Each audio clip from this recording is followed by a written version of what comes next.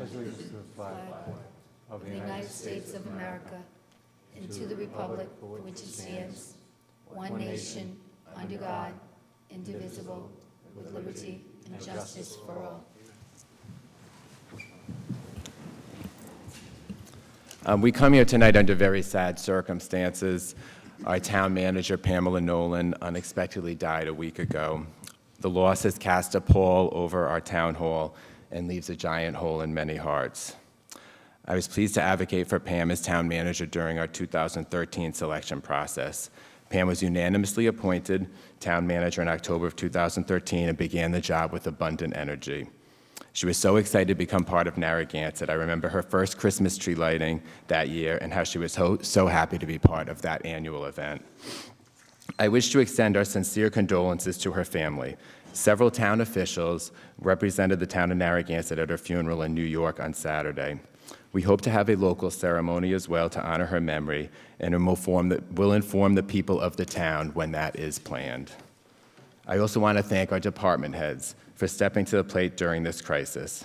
The council appointed Jeff Cesarine as our acting town manager on Wednesday evening. For now, we're going to take things very slowly to properly honor Pam's memory.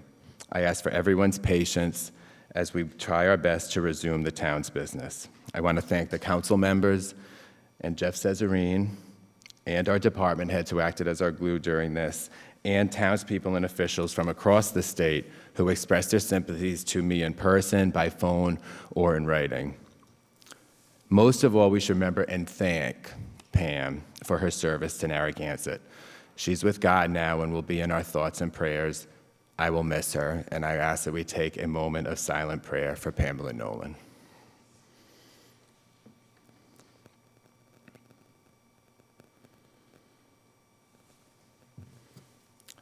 Thank you, everyone. On Saturday, a small group from the town went up to New York to the service and gave our condolences to the family on behalf of the town and the employees and all the residents. We met her family, her sister and her brother and her two boys, and they were very appreciative that we had a presence there to show how much we appreciated the hard work that she did in Narragansett. And it meant a lot, I could tell by the presence of the small group from Narragansett, but it was, we explained to them how much she had loved the community and had worked, and it was a little bit of peace for them, so we were really happy about that. It's a long ride up to where Pam lived, but a beautiful place. So we did extend to the family anything that they needed, and it did talk about if we were going to have a memorial later that they would all like to come. They would certainly love to see the community because many of them hadn't come to Narragansett, so they seemed excited about that opportunity when they are done through the grieving process. But they were very appreciative to the town and the support and the help during the very difficult time as everybody was so shocked. So thank you, everybody, for stepping up, and we'll miss Pam. She did a great job here in Narragansett, so thanks. Thank you, and thank you again to those who went, Ann and Steve and Susan, and Patty. We have our open forum. It's coming next. If there's anyone who would like to say any words about Pam or for any other issue going on in town, please come forward.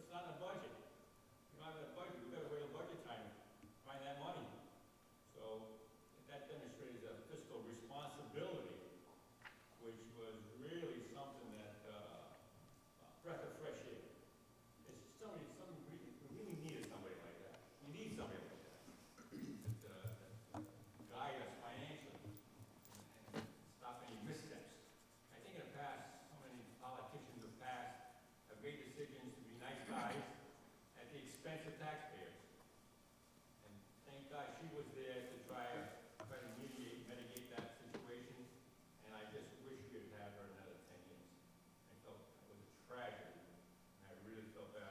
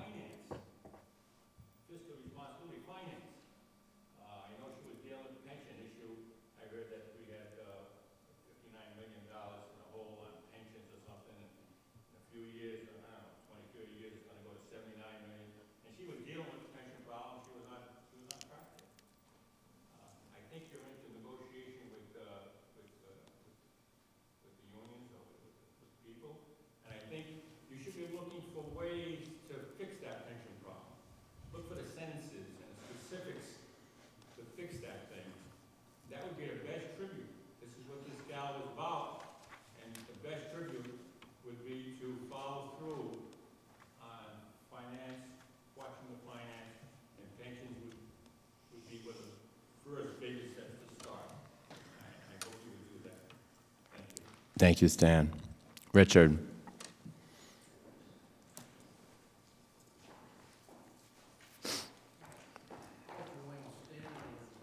Yeah, I think it was on it since it's not on. Oh, okay, thank you very much. Thanks, Ian.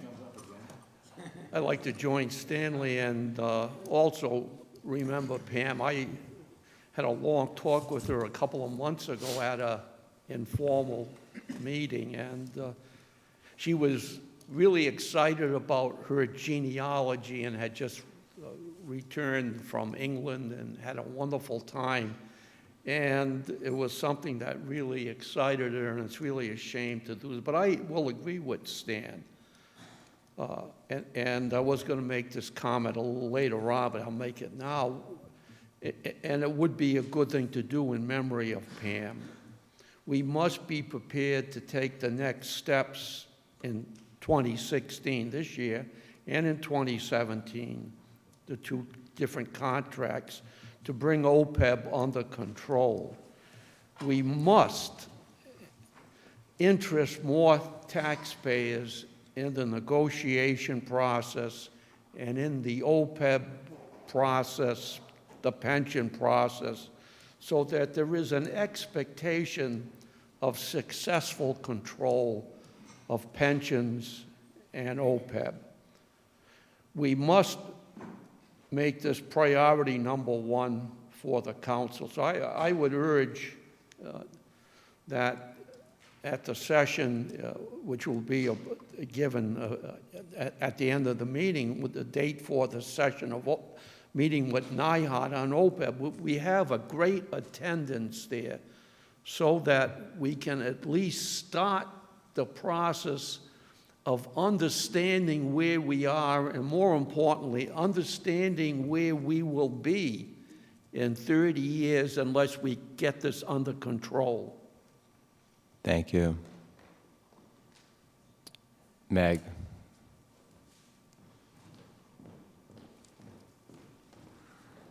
Good evening. Just building out on what the council president said tonight, I just would like all the people who live in our town to know that when this shocking occurrence took place last week, it resonated with me because I thought back to when I had lost a boss who died in a scuba accident at age 36. And there's a tremor that goes through the office when something like that happens. And I had heard that Pam's assistant, Patty, after going through a very difficult circumstance, had returned to the office and actually put in a full day of work. And I just want to commend and thank all the public servants and people that work for our town and in our town hall for their forbearance and the dignity and the grace with which they served us this week and every day. Thank you. Ray?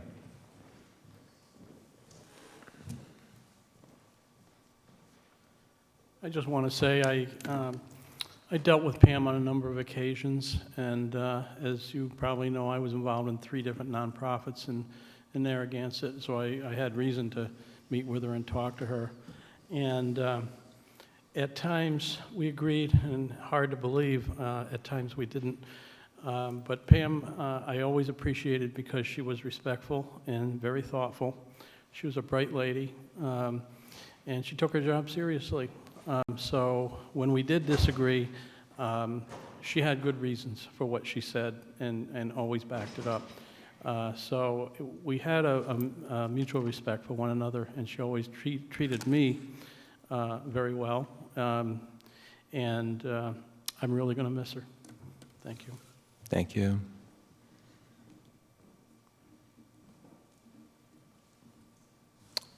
If there's no one else, all right, thank you all.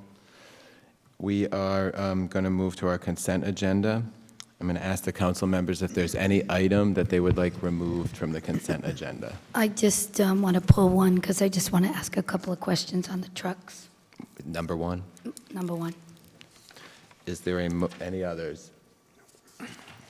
Is there a motion to approve the consent agenda with the exception of agenda item number 1? I'll move the motion. Second. Discussion? All in favor? Aye. Aye. All opposed? Motion approved 5-0.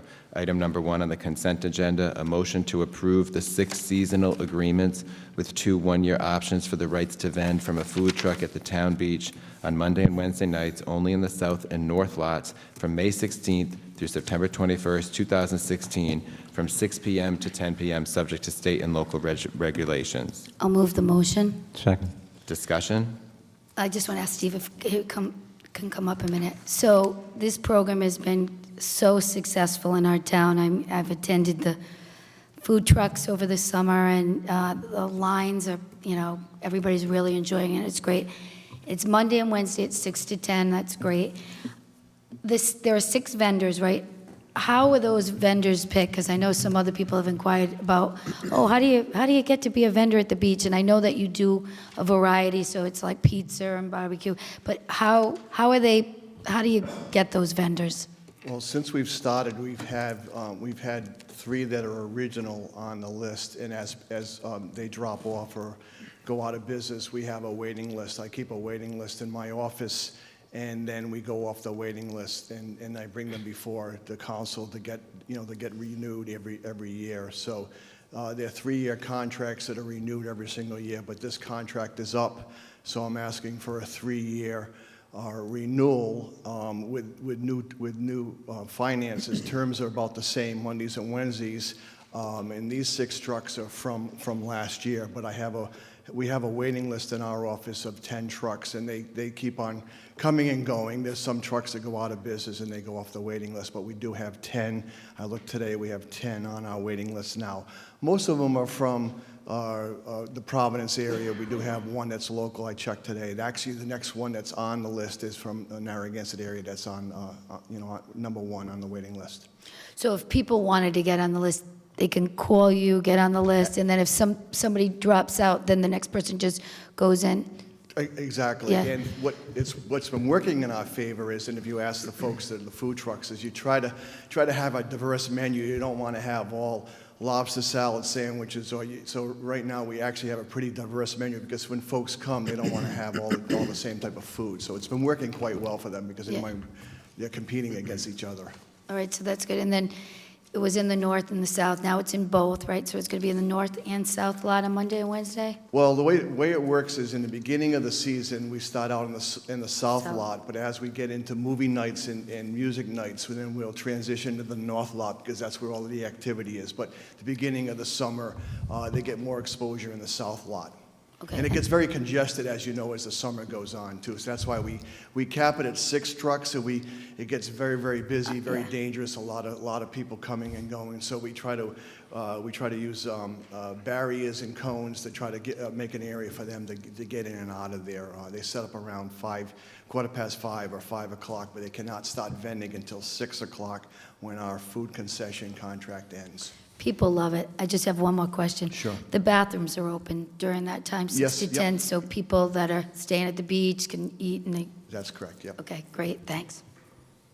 Steve, I'm just curious, why did we draw that line at 6? We just maxed out at 6? You think that's all we can actually tolerate is 6 on the lot there? Because of the capacity of the lots, we've been monitoring this for the last few years. We thought about adding another truck or 2, but it gets so congested. Okay. Yeah, and the lines are so long, and the trucks are pretty big. I wouldn't add another one, I don't think. Maybe the lines wouldn't be that long if we had more than 6, so. Yeah, but they wouldn't be able to fit, I don't think. Thank you, Steve. Thanks, Steve. I know it's a popular program. A lot of people take advantage of it, and especially people who kind of rolling off the beach and want to have a quicker bite to eat than maybe getting dressed up, going to the restaurant. So I know it's popular, and a lot of good feedback on it. Any other questions? All in favor? Aye. Aye. All opposed? Motion approved 5-0. Item 15 is a motion to accept the balance of privately raised funds held by the Maury Lungens Memorial Library Fund Committee and authorize the Finance Director to establish a restricted special revenue fund to hold such funds on behalf of the library. I'll move the motion. Second. Discussion. This item comes from Dawson, and as he's presenting it, I'm going to ask Lori Kelly and David Krugman to come forward to the microphone. Thanks. Thank you, Mr. President.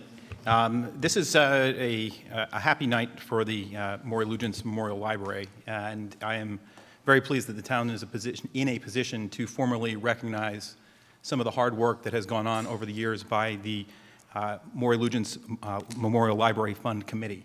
And for those of you who aren't familiar with this group, it was led by the late T. Brian Handrigan, who everybody in this town is very aware of, and a number of dedicated town staff and participants in the Narragansett community to raise private funds to support and enhance the library experience of the citizens of Narragansett.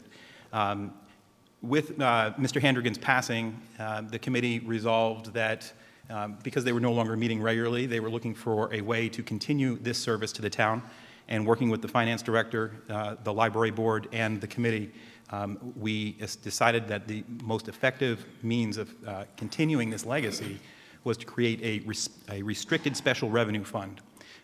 In short, this will be the town serving as a custodian of these funds to be used not simply to replace operating budget monies for the library, but to provide that extra special experience to people that are using the library.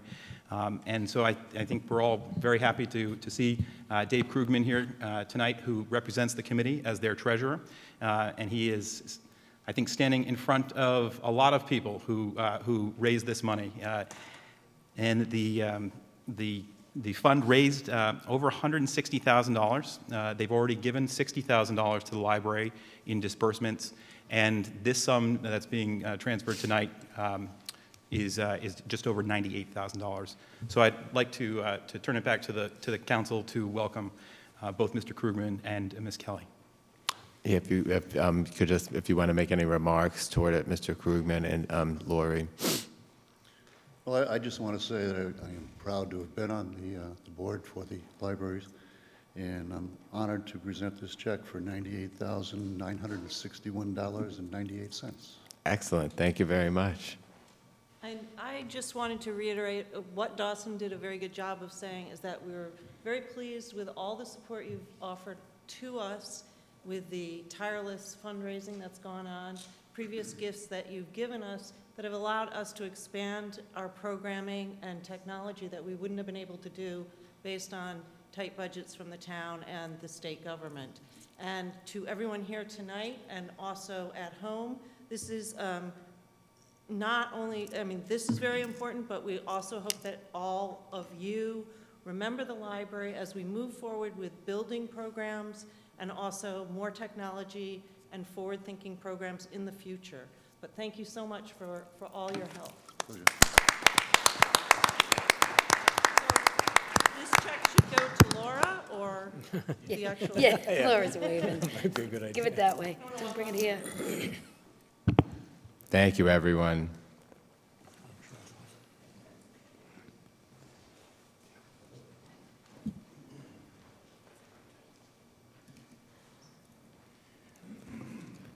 I'd like to commend all those who have given to the library. This is it's the first step in a change in mentality on finance. You know, we should support, the library is very special to me, and I like the idea of supporting the library and giving funds to the library. And I hope everyone continues to look for support to the library. However, I will also caution our government officials here that we cannot, I don't think we should be promising taxpayer funds at this time where we have significant financial challenges here.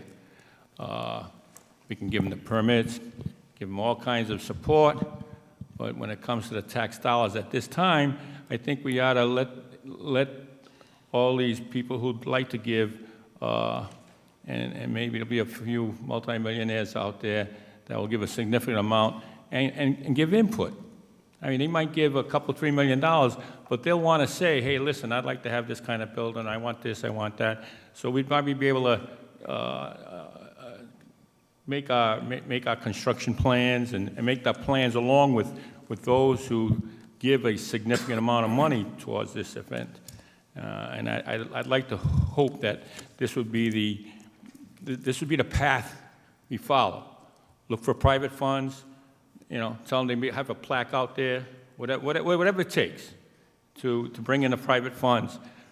Because at this time, for the next few years, it seems like we're kind of in a jam financially. So all kinds of other support, but not taxpayer dollars at this time. Thank you. Thank you.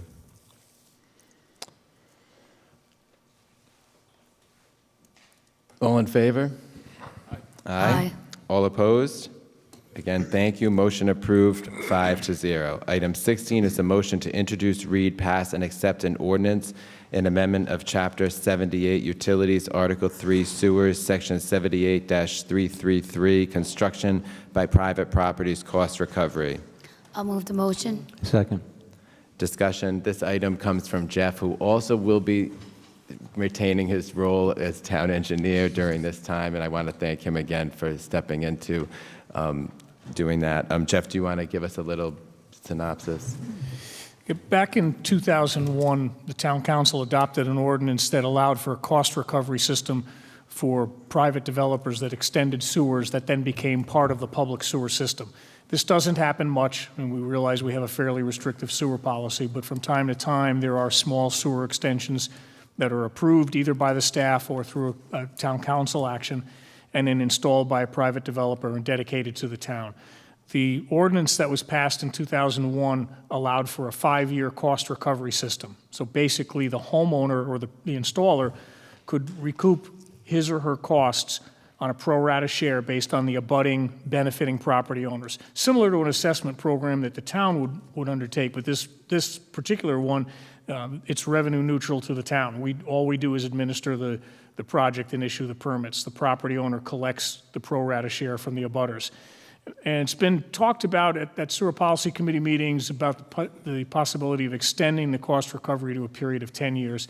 We have no objection to that. It will allow a longer period of time for a resident who installs a sewer to recoup a little bit of his or her costs. It's just a bookkeeping exercise on our point. Again, we don't handle the money on it. It's strictly done by the resident. So it's if you have, like, the sewer line ends here, and then 2 properties down, the person is extending the sewer, and the person in between has right now, within 5 years, they can piggyback on, basically, and pay Correct. a fraction of the sewer extension, and this would then extend that to 10 years. Right. That's the only change that's being proposed. The rest of the ordinance, knock on wood, works well. I think we spent a lot of time back in 2001 crafting it so that we would cover all of the possibilities. So we're just looking to extend the time from 5 years to 10 years. Okay, thank you. Any Jeff? questions? When that line's extended, is the contractor required to install the Ts? Yes. The laterals? Yes. Every house along the way? For every property along the way. And is every property owner required to hook up to those? Well, we don't have a mandatory requirement for hookups. That's up to the individual property owner, although it's very rare that they don't. Right. What we've seen with the 5-year program, Chris, is that people will either tie in right away if they have an immediate need, and they'll pay their pro rata share, or if they don't have an urgent need, they'll wait 5 years and a day and come into us and tie in, and then the installer does not get a pro rata share. Either way, the town still collects its fees, the sewer lot development fee piece of it, but it's just a question of extending the period of equity, if you will, for the installer. Okay, thank you. All right, any other questions? All right, so this will have 2 readings, is that correct, Ann? All right. All in favor? Aye. Aye. Aye. All opposed? Motion approved, 5-0. Item number 17 is a motion to approve a request to fill a vacant truck driver position in the Highway Division. I'll move the motion. Second. Discussion, this item comes from Mike DeChico. This is, as people may remember, we have a policy in which a new position needs to come to the, when a position opens or we have a new position, we just need to have council approval, to embark on the filling of it. And that's what's going on here, so. Just a couple of comments. It is not a new position. Thank you, I'm It's an existing sorry, I position misspoke. within the budget. The funding is in place for it. It is part of the adopted budget for the current fiscal year as a truck driver. It is despite the 50-degree weather today, it's pretty critical for Mike to be fully staffed, especially during the winter months. But it's reflective of some internal changes that took place as far back as September and October. And it was my understanding in talking to Mike and Laura about it that Pam had agreed to put this on the docket in January. It could have appeared before you back in September when the vacancy first occurred, but the decision was made to hold it for a couple of months just to try and save a little bit of extra money. But it is fully funded and it's in the budget. Great. All right, all in favor? Aye. Aye. All opposed, motion approved 5-0. Item 18 is a motion to approve the repairs to Basin Road seawall. Could you hang on just a second? Just, can I go back just for 15 seconds on that and ask Jeff one question? Sorry I didn't get a chance. Jeff, this is a result of basically a couple people being bumped upstairs into managerial positions and created that next one in line. Correct. But is this an actual net increase to the personnel, number of personnel? No. That's what I wanted. I know it's in the budget. Right. But I couldn't tell from my sheets if it was actually a net increase in personnel. Yep. Okay, thank you. Thank you. Item 18 is a motion to approve the repairs to Basin Road seawall to be completed by George Sherman Sand and Gravel Company Incorporated in the amount of $23,000. I'll move the motion. Second, discussion. This item comes from Mike. Are there any questions for Mike? In this process, Mike, is there any intention, any plans to maybe raise that area up a little bit while we're doing the work? Just curious. Yeah, Chris, what our first goal is to get the 2 seawalls repaired on either side of Basin Road. And then our next goal, short term after that, would be to probably pulverize and regrade, raise that road, crown it to the new seawall. Mike, I had a question. Oddly enough, somebody came up to me and asked me about this, and then it comes up on the agenda. But was there any talk of putting drainage and connecting those 2 spillways, you know, because... No, pretty much we applied to CRMC for in-kind just the way it is. Right.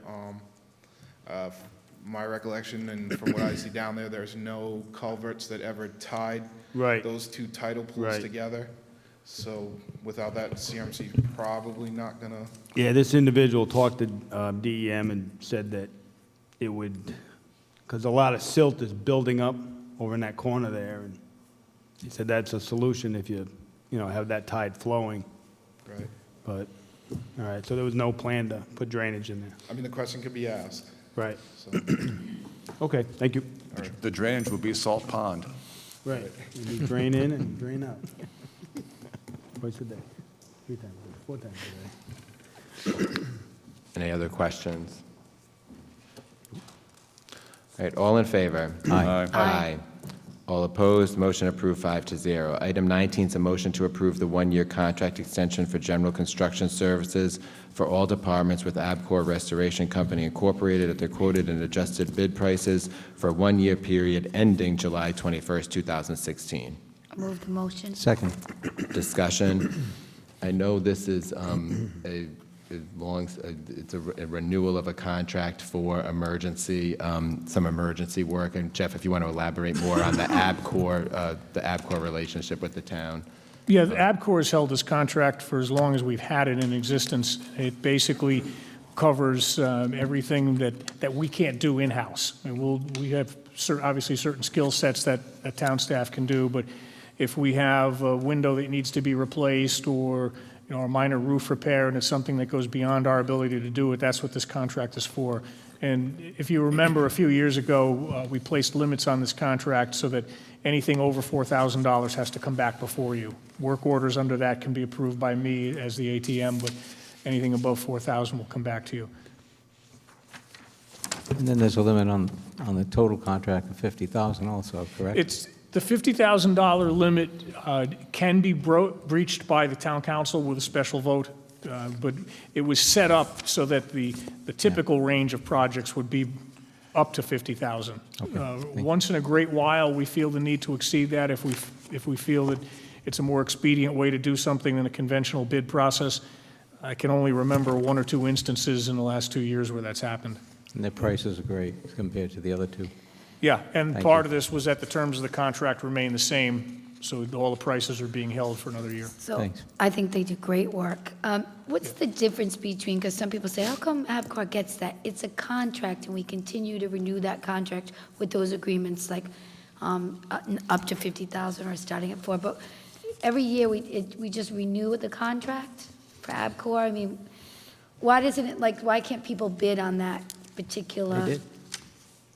Do you know Yeah, what I mean? this was the result of a public solicitation, a public bidding process. So every time the contract comes up, we still have to do Well, that it's- process? It's a bid where the contract, Abcor has to hold its prices for a fixed period of time, typically a year with a year extension.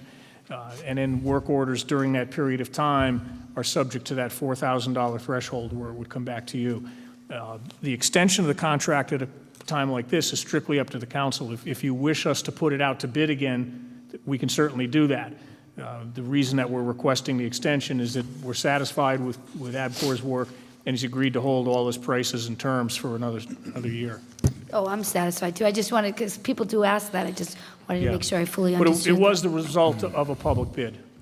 You're saying, Jeff, when There the, was a- when the renewal comes up, the underlying contract, we could do a new bid process right now if for you want. when that comes up. But Or anytime, right? Yeah, but if you look at the numbers, they were just so much better than the others, and I understand why Jeff is recommending this. Yeah, Well, no. what he's done here, he's kept his figures exactly at the adjusted prevailing wage. Right. Right. People don't know, prevailing wage is basically the state's wage and price control system on what we pay for all facets of labor that we have to hire. And this contract is just at the exact prevailing wage. And if you look at the other figures, they're prevailing wage plus Plus something. 15%. Yeah, but we billed this prevailing wage directly, or do we pay, actually, the town pay? Do we pay prevailing wage, insurance, TDI, profit, and is this just the base? No, the prevailing wage is what we pay. We pay the prevailing Yeah. wage? That Oh, includes all of those items. If you look at the breakdown of it, I saw for the instance, breakdown. the prevailing wage for carpenters, $59 or whatever, but that includes all the benefits in the TDI. Keith Really? has to pay that. out of the to his prevailing people. wage? Oh, Yeah. I thought that was just the base, and plus Keith has to put on top of that profit, insurance, No, TDI. he's got to, that's all got to be built into the cost. And Whoa. yeah, that's why it's a good deal for us as well, Chris, because there's no kicker on top of it. We're paying that rate. Does great work. the, Thank you. the renewal helps with efficiency because when we need the specialized skills, we have a mechanism within which to do it for small cost addendums in emergency situations. Right. And we have similar contracts for plumbing and electrical and other specialty trades that we can't do in-house. Thanks. Stan?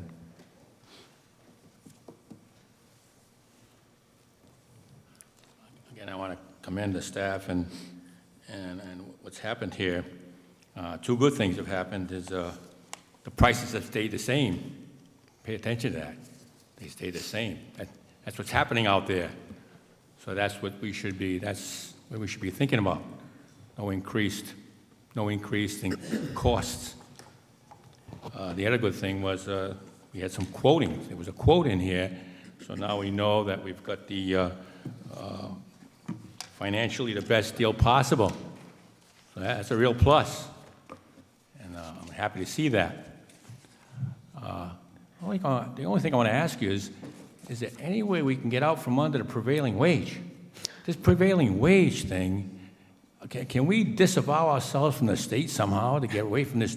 Because this prevailing wage, carpentry, $59. You know, I've got a fellow closer to $25 to $30, and he's done roofs. And you know, these things have lasted 15 years. He's done a good job, licensed and everything, the whole thing. This prevailing wage is way skewed, way out of concern for Narragansett. I don't know, maybe in Providence, it's a different story up there. I don't know. But all I know is down here, a painter, I can get around with $15, $20 for a painter, you know, and a painter here, $50. I understand his profit and all that. $50 for a painter? I would ask you, they've done their job, they've done it well. I ask you, how do we get out from under this demand of prevailing wage? We want to be able to determine we can succeed from the state.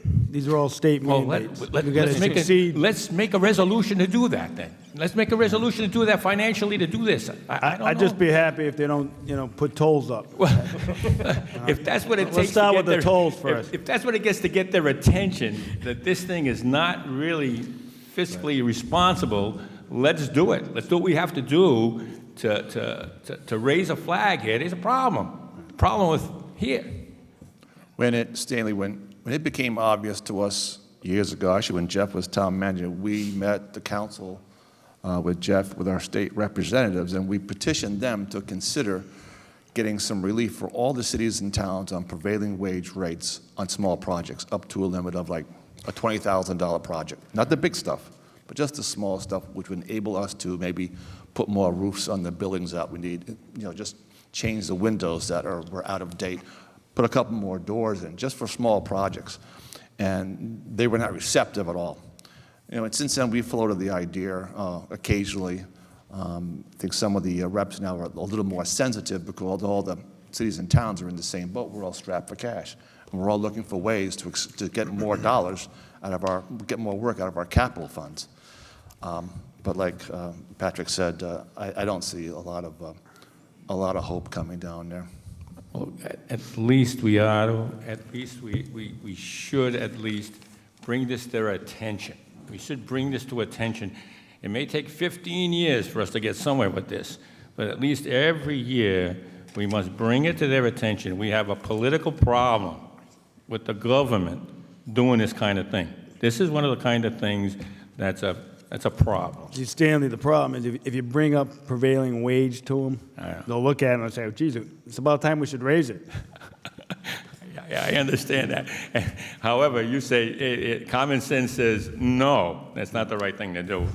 Politically, it might sound good, not the right thing to do. Thank you. Thank you. Thank you. Any other questions? Nope. All right. All in favor? Aye. Aye. All opposed? Motion approved 5-0. Item 20 is a motion to award the bid for road materials to the following low bidders: Richmond Sand and Stone LLC for wash crushed stone at $17.45 per ton, PJ Keating Company for recycled asphalt at $14 a ton, and Riprap at $18 a ton, Dry Bridge Sand and Stone Incorporated for processed gravel at $15.15 a ton, Bank Gravel at $11.25 a ton, Screened Loam at $17.68 per ton, and Washed Sand at $15.45 per ton, all for a one-year period. I'll move the motion. Second. Discussion, this item comes from Mr. DeChico as well. Are there any questions for Mike? Just ask you a question about that crushed stone, how I feel about that. A crushed stone question. No, some people ask about that, Mike, how the crushed stone goes if you're redoing a road. Yeah. Can you I think I asked you about it, but, is that an inexpensive, sometimes when you're driving down the road, those crushed stones come up and people say they hit their cars. I know in the neighborhood where I am, a lot of people complain about it. I was just wondering the rationale with the crushed stone as a... This crushed stone here is crushed stone for backfilling trenches or when we do catch basin repairs or that type of issue. So this is all buried in the ground. So you won't be on any roads? This has nothing to do with The roads. stone seal. Okay, I'm good with that. I just get nervous about the crushed stone stuff. Yep. Thanks.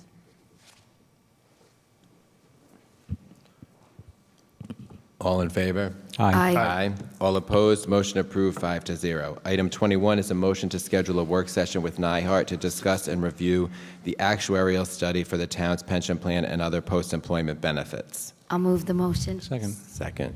I'm sorry. Discussion. This item comes from Laura. It's a scheduling item. There's two things that will be going on: the scheduling of a work session, and then we will also get an update, is that correct, at the regular meeting so people at home can hear it. We'll work on televising the work session, but one step at a time. And this is on the NIHART. So the dates we're looking at are February 16th at 6:30 p.m. for the work session. Any discussion on that? Is 1 hour enough time? Yeah, when we briefed on it before, an hour was Been an about hour? yeah. Richard, 16th is a Tuesday. Tuesday. 2 weeks. Well, On behalf of the Finance Committee, we again would like to urge people to come, and again, we'd like, even though we did request this, Pam and Laura really refined our general request to a specific thing, and this is something relatively new. NIHOT does this for pensions, and as we went through the years, we got a 30-year look for pensions, but it was never done for OPEB. It just isn't, I guess, in their trade. As I mentioned to NIHOT and to you, that this is a new area that NIHOT should get into because it is tremendously helpful to a community to look where you will be from 2015, 30 years hence to 2045, given the assumptions that are there. And I urge people to take a look at the report and to attend the meeting and to attend, if you're not here, look on television when this is explained to you.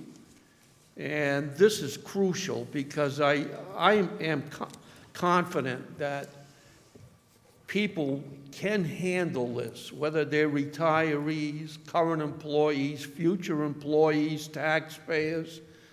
This is ultimately handleable, and we've just got to make an effort to take a leap forward, if you will, into a concept of a present value dollar.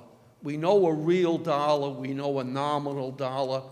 Somehow in society, we have never explained to the general public what is a present value dollar, because this is what we're talking about here.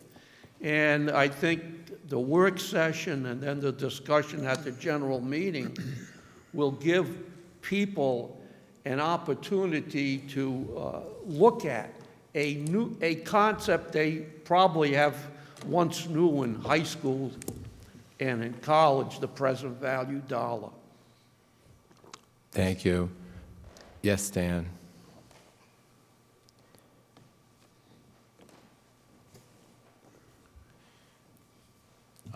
Again, I want to commend you for scheduling the work session. First step into checking financial condition again, finance. You know, can't help but stand up when they talked about finance. And what maybe like Councilman Murray said, maybe we need 2 hours instead. Maybe it ought to be 5:30, so we get 2 hours. I think we got like a $53 million problem here. Maybe we need more time than just an hour to listen and to talk about it. I would like to hear a lot of talking. And I've gone to some of the meetings on the Finance Committee, and sometimes it gets kind of difficult for me to understand all the details, other than I know we've got a multi-million-dollar problem, and from my perspective, if we don't have a good plan on how to pay our bills, I suggest that we don't spend any money on anything unless it's an emergency situation until the bills are planned for to be paid. So this is a thing in the closet that's very serious. I think even North Kingston, I was reading in the paper, they've got a $72 million problem.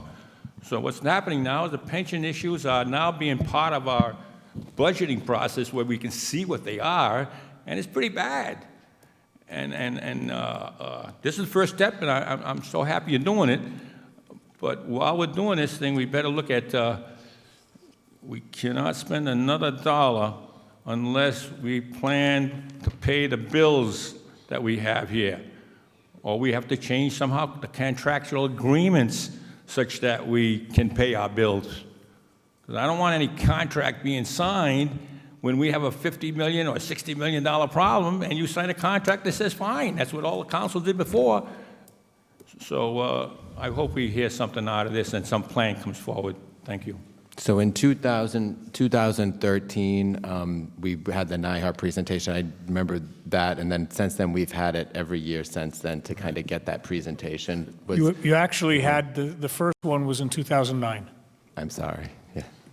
I apologize. That's the first, 2013 is the first that I remember, Right. and it was related to the Yeah, FIP, the but Funding in Improvement Plan. 2009 was when the town commissioned the first OPEB actuarial report. So I apologize for that. Thank you for clarifying. That's why, Stanley, I asked for, we get an executive summary for the public at the regular part of the meeting, but the work session's more detailed from 6:30 to 7:30. So that's what we're doing, we're putting on. 6:30 to 7:30 work 6:30, session. I mean, maybe 6:30 to 8, just to keep it open. Well, we're doing the executive summary during state presentations when the, Because so, I think, yeah. I mean, it is a lot of information, so I wasn't sure if, right? Laura, do you think they can do it from 6:30 At least maybe an the hour way and it was 20 planned? minutes. Yeah. Yeah. Yeah, I think it's probably, since everybody on this council is really so interested to make sure that we stay on the right track, I'd like to have enough time, because it is complicated information. 6 Everybody is o'clock? fine? Yeah. All right, that's fine. 6 o'clock's fine with me. 1800. 6 o'clock, is everybody good on that front? Okay. All right, so, Thanks, Laura. so the scheduling, we don't have to amend the motion, we're just going to say this is February 16th at 6 PM.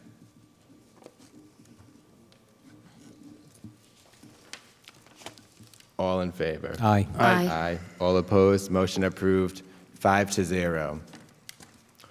Item number 22, a motion to schedule a work session in the month of March with the Economic Development Committee and the Narragansett Town Council. I'll move the motion. Second. Discussion, this item comes from Susan. Yeah, this was know. put on by me from the entire EDC Desire. So I see Joe's in the back, and maybe you could just, we're going to schedule, or hopefully vote to schedule it. Maybe you can just give like a sentence or two what the committee was thinking.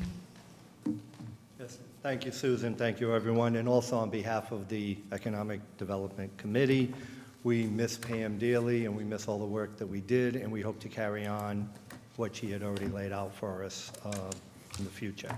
We're basically just requesting a meeting so that we can have a public workshop to entertain this private entity trolley proposition to help the town throughout the summer season. Thanks, Joe.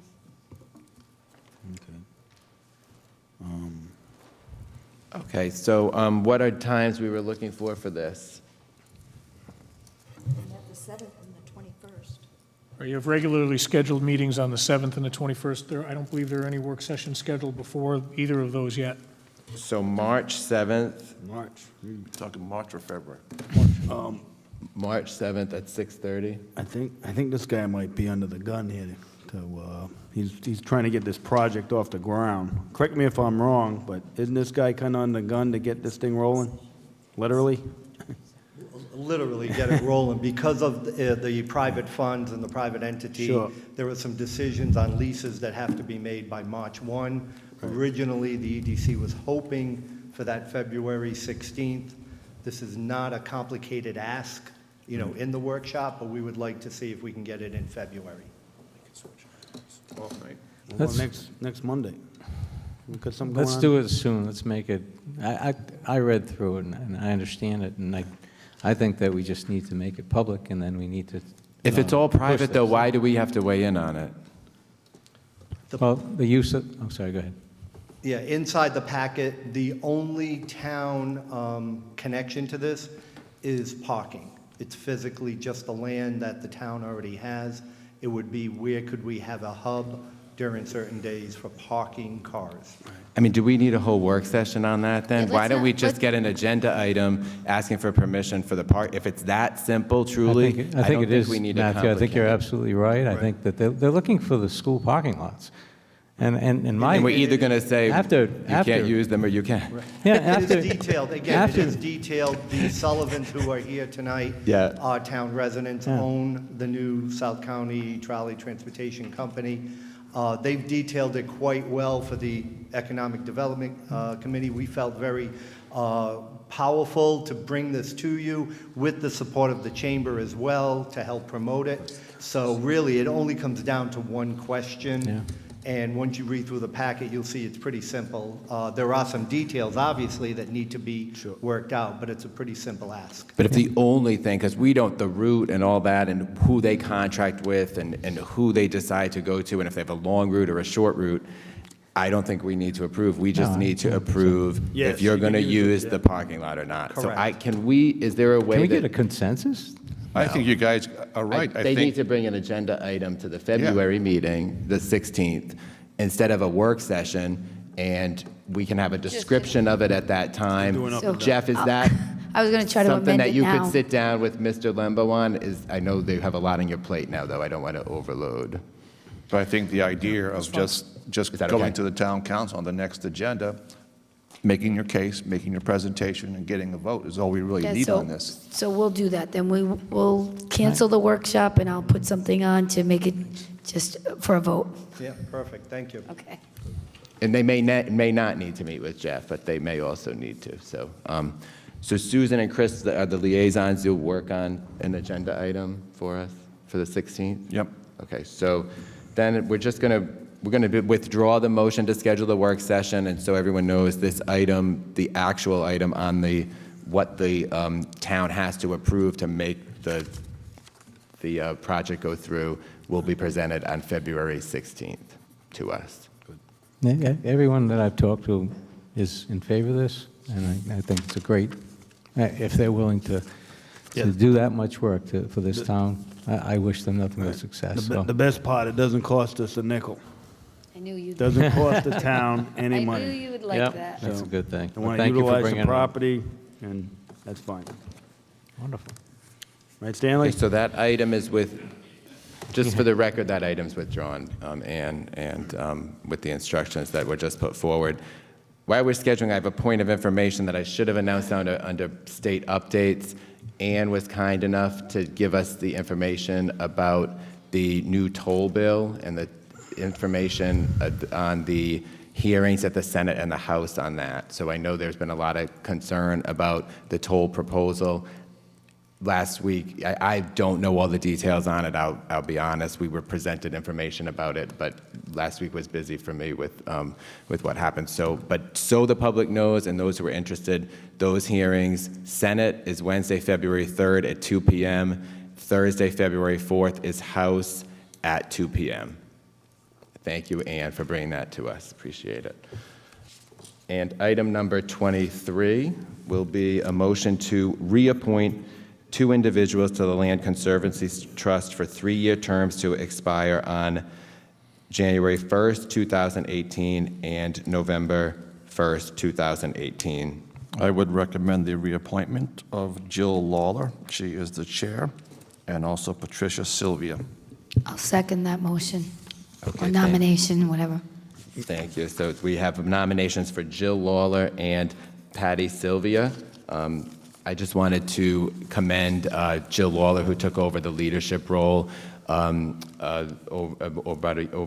a year ago at the Land Trust. People may remember that she worked as the realtor on the Middlebridge property and the purchase of the Middlebridge property and that acquisition, and gave up her commission. Jill Lawler gave up her commission on that property. It was a significant commission, and I think she deserves a lot of credit for that. Also, she was she was the key person and liaison to URI on the URI women's rowing team, and getting the lease secured and getting those women to have the fall and spring rowing go on and at Middlebridge, which is it's a non-obtrusive use of the river, and it's a great relationship that we're just down at the river with URI. So I wanted to praise her for that, and both Jill and Patty for working on the Kinney Bungalow fundraiser for the Land Trust. They initiated in the fall around Halloween time a year ago, and put a lot of their own personal time into that, cleaning up, sweeping, cleaning the floors afterwards, in addition to tons of preparation and planning. So they've really, on this committee, I've been the liaison to this committee since I was elected, and I've just been so impressed with the membership of the Land Conservancy Trust and Jill's leadership, and Patty. Thank you. All right, all in favor? Aye. Aye. All opposed? Motion approved, 5-0. Item, Was there a final- third person that had to be appointed, or is that, No. I was just the two? I was just a Yeah, let's stick to misprint. what's on the agenda with No, I thought I appointments. saw Yeah. three, that's all. A motion to retire to executive session of the Town Council at the end of the February 1st, 2016 Town Council meeting in accordance with Rhode Island General Laws 42-46-4 to discuss collective bargaining, Local 1589, International Association of Firefighters, AFL-CIO CLC, and collective bargaining, Local 303, International Brotherhood of Police Officers, as in accordance with Rhode Island General Laws 42-46-5, subsection A2, and appoint Dawson T. Hodgson, Town Solicitor, as Clerk Pro Tem. Is there a motion? So moved. Second. Roll call vote, Mr. Wilkins. Aye. Mr. Murray? Aye. Mr. Mannix, aye. Ms. Bonanno? Aye. Mr. Rinaldi? Aye. All right, thank you, everybody. Have a great evening.